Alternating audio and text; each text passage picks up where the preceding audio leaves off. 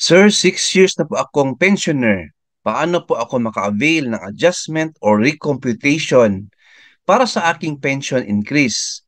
Ano ang process po? Salamat po. Good question, sir. Sige po, sagutin natin ang question.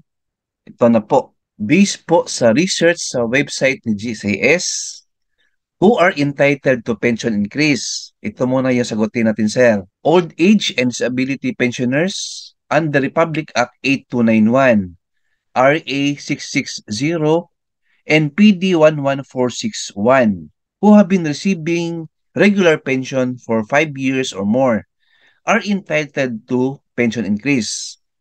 Obviously, sir, qualified po tayo nito kasi 6 years na po tayo na nag-receive ng pension. Right? So how much is the pension increase? The amount of annual pension increase is based on the amount approved by the GSIS Board of Trustee. So wala nakalagay na exact figure, sir.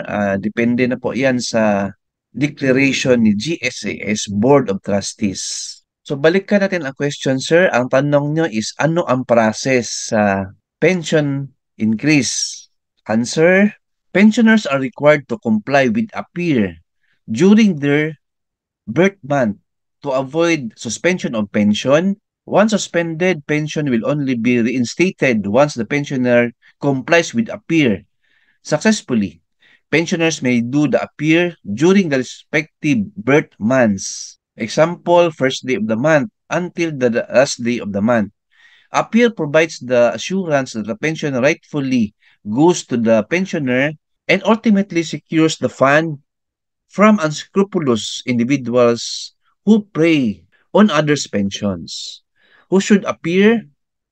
Number one, old age pensioners. Number two, survivorship pensioners.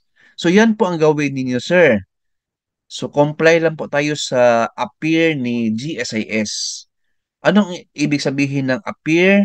Ang appear, sir, is an acronym which means Annual Pensioners Information Revalidation. So importante, sir, na magpunta ka personally sa GSIS branch to update your pensioners information or annual pensioners information. Sige lang po, gawan ko po ng short video itong appear po na content. Alright? For now, ito lang po yung video content natin. Hope na nasagot ko yung question ni sir. Keep watching my YouTube channel.